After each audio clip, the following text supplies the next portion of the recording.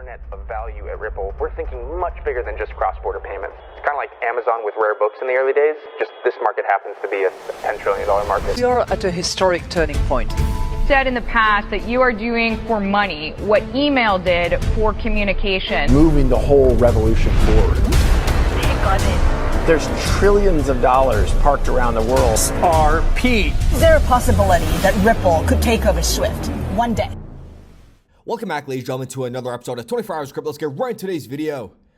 This is going to blow your mind. If you could sit through this whole video and listen to what I have to say about DeFi and how it's going to impact XRP heavily once institutions come in, you're going to be frothing out of your mouth, okay? You do not want to miss a second of this.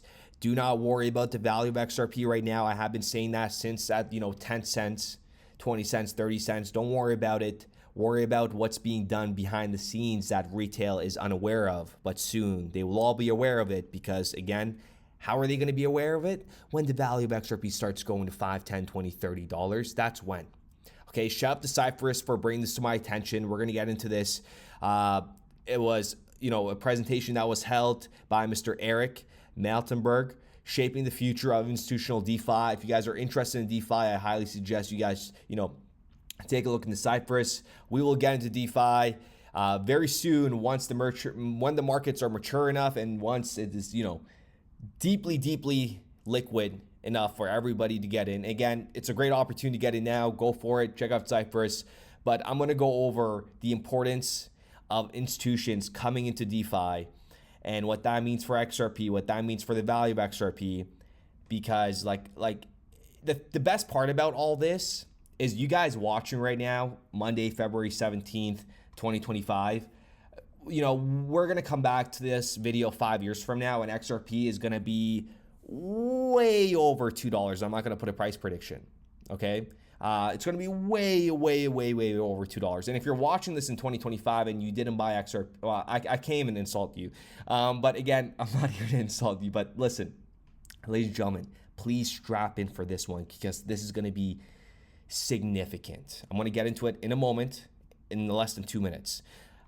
I am going to open a trade on BitUnex at the end of this video. Stick to the end. I'm going to show you the whole step by step. The markets are, I'll get into it in a moment, what I think of it. And we have Doge, SEC. All the names have been updated on Twitter. And take a look at this. Doge is seeking help from the public. Please DM this account with insights on finding and fixing waste, fraud, and abuse relating to the Securities and Exchange Commission. And if you guys scroll down, it's filled. There was 8.5 million views, and it is filled with just all XRP, Ripple, XRP. It's absolutely insane. But just understand that now the Trump administration and Elon Musk and everybody is that's pretty much, they penetrated the SEC. It's game over. This Ripple versus SEC case is, we told you the day it started that it was over. Okay, we knew we were gonna win at the end of the day. That's the best part about this. And they called us stupid. It feels so good. And it's only gonna feel better. Okay, are you guys ready? You guys have your seatbelts on? Everybody gather in. Gather in, because when institutions, okay, I might do a little presentation, I may not. I'm trying to go off the top of my head, but I might also put some presentations that I create on Canva so you guys kind of understand. But when institutions start using DeFi at scale and, talk about it like an asset like XRP, the impact on the price will be massive. And that is due to several factors, which we're going to go over. Think about institutional liquidity demand. Liquidity is very, very important, because financial institutions won't just trade XRP like we do. They will require actual XRP holdings to deploy into new financial products that is coming up. Tokenized bonds, collateralized lending, which is huge, real world asset integration, and the list goes on and on. You guys know. Unlike retail traders, we buy and sell, institutions need deep liquidity pools for operational efficiency. This is what Bitcoiners don't understand, and it just blows my mind.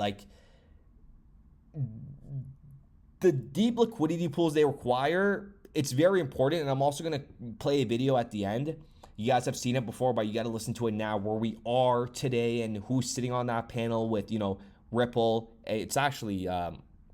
Miltenberg, Visa, and the BIS, right?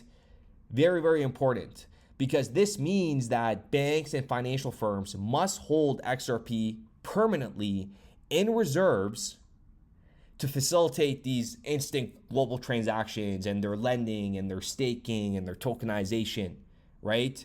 And once, like, there's going to be like a little like a supply squeeze, right? Like, think about it. There's only 100 billion XRP, with much of it locked into escrow and a huge portion already held by institutions, companies, and retail holders.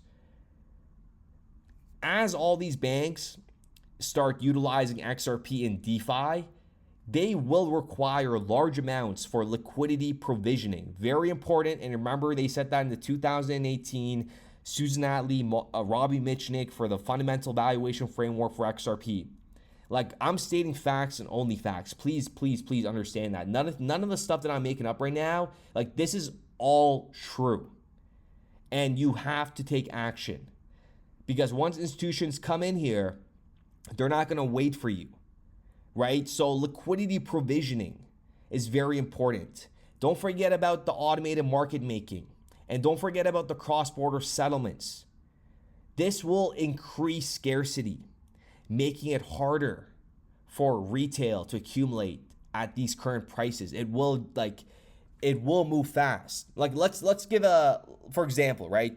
If banks collectively need 50 to 100 million XRP per institution, that's 100 plus banks participated. That's already a huge drain on available supply. Remember, we covered this before. I'll put this screenshot up here, actually. We talked about, many banks holding, and there's way more than 100 banks that you need to understand. And the biggest aspect of this, right, is XRP as a collateral asset in DeFi. Huge, right? Understand this. XRP will become a prime collateral asset due to its just speed and the efficiency, and its whole neutral liquidity properties will cater to what institutions are looking for. All these institutions will stake XRP in lending pools, and so can we, allowing all these collateralized trades in a way that traditional finance cannot. And guess what? This is going to lock up XRP, and the supply is going to be reduced, while, think about this, increasing on-chain liquidity velocity. Very important for you guys to understand that, while increasing on-chain liquidity velocity. And the more XRP is locked in smart contracts, guess what? The less available for trading. Remember, it's not just going to be locked in smart contracts. Think about the ETFs, the physical backed ETFs. Again, they need to be holding in cold storage. Don't forget that. Don't forget about price stability and having depth in the market. Remember, that's very important, isn't it? Having depth in the market. Remember, institutions require stable pricing for a real world financial integration. And remember when I said when the value of XRP skyrockets, it's like it ain't going to come back down, okay, on a significant scale. Like, remember, they won't enter an asset that has high volatility, which is why utility-driven demand will create a natural price floor. Oh my God. And this kind of mirrors what I always talk about SLT. It's like if we have a natural community, right, of the Salute token, if we have a natural community and create that natural price floor, it's game over, right? And we all have that same vision, but that's for a different video. And guys, don't forget, no one's really talking about this yet, and we haven't even hit full scale. Ripple's RLUSD, the stablecoin, and the whole DeFi integration, right? Because with RLUSD acting as a stable settlement bridge, banks will use XRP as a liquidity backing, further deepening institutional demand.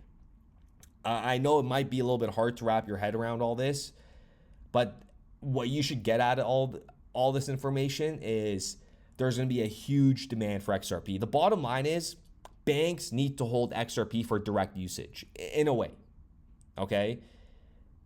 Supply gets squeezed as more XRP is locked in smart contracts. And guess what? Price volatility decreases as deep liquidity forms, and that is their main objective. I want you guys to please record this part if you can and maybe come back to it, because this is what a lot of people do not understand, and this is why I always tell you that the value of XRP is going to go to $100 XRP is going to happen 100%. If I die or whatever happens to me in the future, this is, I know for a fact, this is going to be the fundamental, like, this is what you should, this is all you need to know. Price volatility decreases as deep liquidity forms. That's going to be iconic. It's gonna be iconic, man. If you guys are new to this channel, you guys are just joining and you're like, who is this guy talking like this, blah blah blah. You know nothing, honestly. Like the journey that we have been on, the amount of money that we have made on this channel as a community. Not everybody comments, right? They don't need to comment. The 1 or 2 haters that comment saying you're making people lose money, blah blah blah, etc. etc. You're commenting that says a lot about you just to begin with. So pretty much XRP just becomes that very household name in the financial ecosystem. That's pretty much what it is. And once this DeFi and institutions start, which it hasn't, right? It has not. That's why they're presenting it and doing PowerPoint slides and educating and getting everybody on board. Remember what I've said for a very long time. We are going through an education phase. We know as much as information as people at the World Bank, the BS Innovation Hub, the IMF, the WEF, EY, KPGM. Fuck, the list goes on, and that's a fact. That is a fact, and that's only if you've been here every single day. We know so much. It's crazy. You're probably like the only person in your whole area that knows all this information about Ripple and XRP. You do understand that XRP holders that have been accumulating and educating ourselves in XRP are by far one of the most smartest individuals ever, because we actually understand how the system operates collectively in a collaborative effort, where Bitcoin and other investors, and you guys see it on Twitter with like Face Banks and all these 23-year-olds, 24-year-olds, bunch of losers that know nothing about crypto, and that is a fact. And one day, and oh man, it's going to be crazy. Maybe I'll share this in today's video, but I want your thoughts in a little bit. So let me know what you guys think about DeFi, XRP institutions coming and about to pour in trillions, okay? And now let's go ahead and open a trade here. Maybe not, maybe yes, okay? So BitUnex link is in the description down below. If you guys want the bet welcome bonus, okay, check it out. You do get a $5 welcome bonus. If you deposit $100, you get a $20 welcome bonus. And if you deposit $1,000, you get $200. So if you guys want to deposit $1,000, get the $200, play with it. Pull out your $1,000 and you got, you know, a $200 bonus that you could kind of trade with. So check that out. The link is in the description down below. So pretty much what happens here, once you do the deposit, it's gonna be in your spot account, and you could buy and sell, and you could do futures here. So we're gonna go ahead and transfer it into our futures account. I'm gonna transfer all of the 4,600.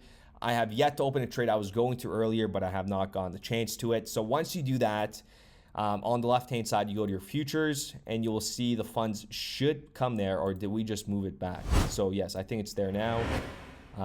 Let's see, it is there right now. Okay, excellent. So it looks like we are in a negative. Oh yeah, because XRP is going down. We do have a trade open here. So what we're gonna do here now is go to futures. We're gonna click on futures, and now we have the Bitcoin chart that automatically comes up. I don't want to trade Bitcoin. I want to trade, honestly, Axelar again. I've been kind of going in and out of Axelar. I don't even know if this is going to be a good entry, but I will do an example on an entry right now. Let's see. Again, I'm just going to go with the market here. I think we should see a little upside here. Again, you guys are probably like, why aren't you using TA? Blah, blah, blah, blah, blah. Listen, I've been doing this for years. Okay, I made enough money doing this. Trust me, everybody has their own trading strategy, So just do what you're doing, keep it up, and I hope everything works out for you guys, okay? But if you guys want to learn how to trade, go look at technical analysis. You guys can look at all these videos and stuff like that. But listen, a technical analysis is going to help you when, you know, when the market's about to liquidate $2 billion, okay? It's not on that scale, right? Set your stop losses. But let's take a look here. I'm gonna put a little risky trade here. It's at 47 cents. Can I see, this is a 2 hour. It's a little bit taking longer than the usual. I think it might honestly come back down, but it might. Kind of tough to do it live, you know. Personally speaking, I would, what time is it? 5:42. Would I go down? I could put an enter. Here's the thing. Okay, so let's put a trade. Let's just do a 30x, okay? And I'm gonna do, if I were you guys, never use 30x unless you guys are gambling. If you guys want to take stuff seriously, stick to under 7 with lower liquidation. So I'm just going to do 30 for this one. Please do not use 30. Do not use 30 when you're first doing this. I normally go high margin with low leverage. So I would put like $5,000 with like 6 leverage. And my liquidation price, for example, for Axlar at that level would be maybe like 34 cents, and I don't see that happening anytime soon. So this is screams for a short on the 30-minute. The 1 hour screams for I don't know. Again, the 2 hour. The 4 hour looks like there's a little uptrend going. So I'm just gonna go based off the 4 hour. The 4 hour is always safe in my opinion, and that's what works for me. And same with the 8 hour. The 8 hour does look like we could see a potential 50 cents. So I will put money where my mouth is here, and we will open up a trade. Well, I'm just gonna do market. You can do limit. Limit, you just put the price you want. So if you click on it, it'll say that, and when it reaches that price, it will fill. I'm gonna go market right now on the spot, and I'm gonna go in with, let's see. The best part about BitUnex is, you know, we transferred that much money in here, but I can't put all my funds. Like, there is risk assessment here. So even if I do max out, it only allows me to do the $345, which we're gonna do, and we're gonna go and open that trade right now. So hit confirm. You see right here, it tells you the current price, right? And then your estimated liquidation price. So if it goes to 46.52, I get automatically liquidated. So it has been opened, and we are in the money by $6. Cash out. Go get yourself a 6-inch sub. Oh, you better spit that out because we just lost that. Now you're down $11. Again, this is how fast the markets move, especially when you're doing high leverage, 30, which I don't recommend you do. So check it out. The link is in the description down below. And let me know what you guys think in regards to the whole, what we just talked about DeFi and XRP becoming such a household name. And some of you guys, you know, some people might find this boring. Some people might find this redundant, but realistically it is not, because we just went over what's happening, what presentations, you know, PowerPoint presentations that are taken behind closed door meetings that we don't hear everything. So take a listen to this clip. Again, it's the man himself sitting on the same panel, Mr. Eric Van Mildenberg, right? Visa, BS Innovation Hub, long in the making, and the end game is going to be phenomenal. So with that being said, BitUnex link is in the description down below, ladies and gentlemen. And we will be back with another video. I think the technology has ripened to a point where people are no longer terrified by something just because it's new. You might disagree. They're more terrified than they should be, but they should be more courageous. There's self-inflicted wounds as an industry, right, that have happened and have caused people to be scared. And so I think we're going to need to see more good actors that are acting, you know, responsibly, that think about compliance first and foremost versus, oh, it's some bother that I have to deal with. We need governments to step up and provide regulatory clarity. I think we see some great examples of that around the world, in Singapore, in the UAE, in the UK, not so much in the US. And so, you know, if you have clear rules, you have people who follow the rules, and then companies can innovate and invest with confidence that there's going to be an ROI, and they're not going to get rug pulled because some government who hasn't chosen to sort of be explicit about what you can and can't do is going to surprise them. So it's a combination of things, in my opinion. And at the end of the day, obviously, a good product, good service that solves a real world problem, provides real utility. It's not just about speculation and get rich quick and pumping up the price of crypto. I mean, all these things will line up. I think they're starting to line up. I see the companies are really stepping up. Certain jurisdictions, certain governments are stepping up. So I think a lot of reasons to be optimistic. The kind of defining factor of networks is that the more things are connected, the more value there is to the network. So when we think about kind of transitioning one network to another network, there's going to be some type of critical mass and some kind of tipping point and threshold at which there is more value in the new network over the old network. And I think that that's kind of what we're all kind of circling around, is in different business contexts. I think we understand that there's desirability. The G20 was mentioned. That's a huge motivation and desirability for these type of payments to improve. I think it was mentioned that the technical feasibility of most of these things has been proven, both in the public and the private space. And now it's all about the kind of business viability. So as more and more businesses become viable in this space, I think that'll pull in more actors, it'll pull in more value. And when these new type of networks start to hit that threshold, I think we're going to hit that tipping point, and then things will just kind of happen somewhat naturally from there. So I'm definitely optimistic. And even though I'm the one that has been cheerleading this process, I think that we should speak up for the things that might go wrong. Because I don't want anybody watching at home or in the room to be like, wow, the BIS visa, and they think that the world's just awesome and Ripple's going to solve it. But obviously, this is a hard problem. Otherwise, it would have been solved a long time ago. And one of the big issues that comes up is like the compliance cost. Tipping point and threshold at which there is more value in the new network over the old network. And I think that that's kind of what we're all kind of circling around, is in different business. Ripple for the past probably 7 or 8 years has really been working with mostly financial institutions, always with businesses, so we're a B2B company, to provide technology that allows for a more efficient movement of money cross-border.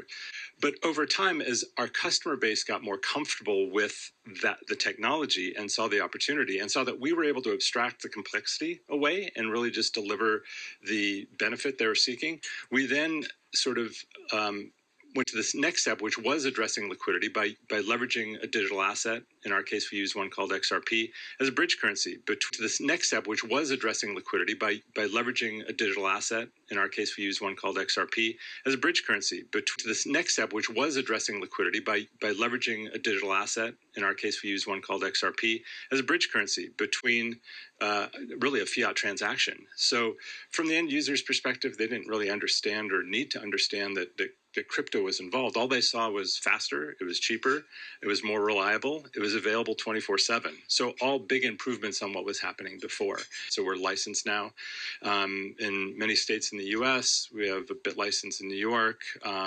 We've applied for licenses throughout the world. We have our major payments institution license recently granted by the MAS in Singapore. So over time, we really want to be that go-to place where you can move money quickly whenever you want, however you want, and then start to layer on these other building blocks, if you will. So custody, I heard, was mentioned in the prior panel. Super important. We made an acquisition there last year. A Swiss company actually named Medico is now part of the Ripple family.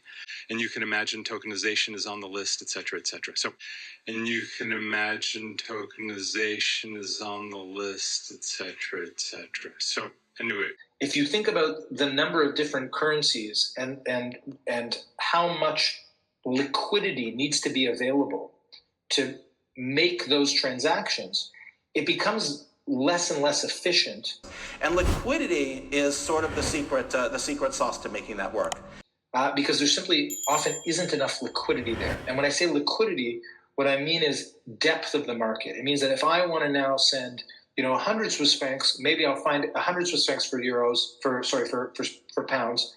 Maybe I'll find a counterparty. But if I want to send 100 million, I may not find a counterparty. So there isn't enough liquidity, maybe, between Swiss francs and pounds for me to send $100 million every day. But there may be more liquidity if we pool all of our liquidity into one type of currency. Once you pool all that liquidity, you can create more efficient pricing structures.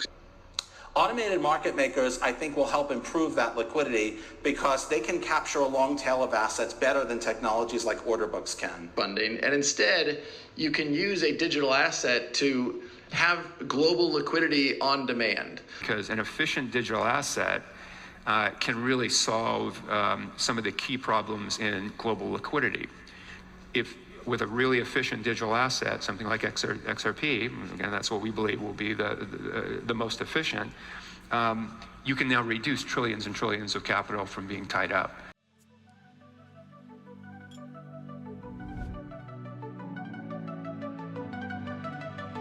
It started with a vision, now it's spreading wide. SLT's the token, it's our Degen pride. 24-hour crypto, leading the call, bringing XRP believers, united we stand tall. First ledger's on fire, trades like the scene. SLT's the movement, power in the dream. From the memes to the moon, we're making it real. 100 XRP, that's the deal. I salute you, you salute me. Together in XRP we believe. From the trenches to the skies we see. XRP to 100 destiny.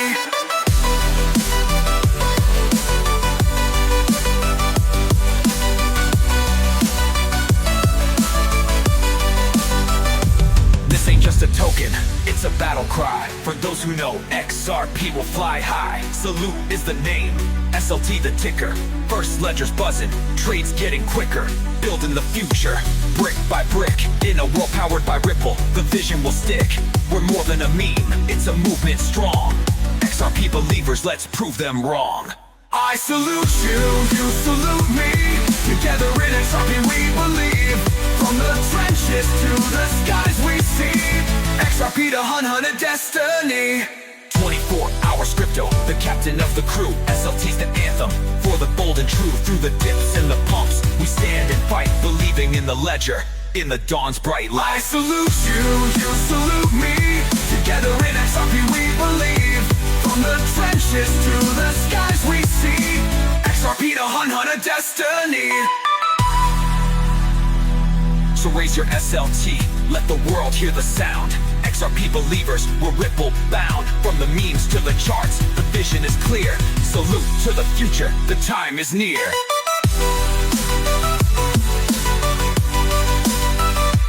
I salute you, you salute me. Together in XRP we believe. From the trenches to the skies we see. XRP to 100 destiny.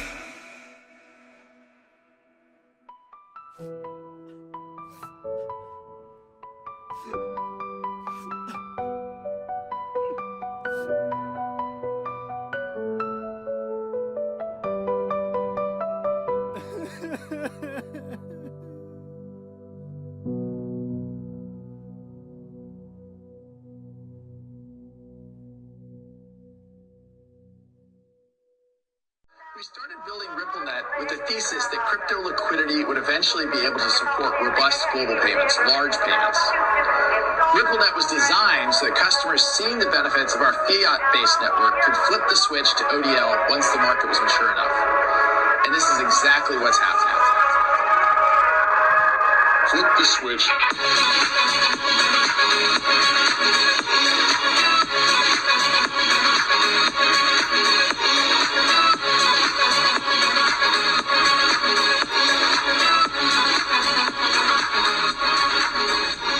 I think what we're building has, it's solving a real problem. And I think all of the tokens, my advice to anybody would be, understand the utility. If there's real utility and there's real value being delivered to a real customer, there will be value in the token.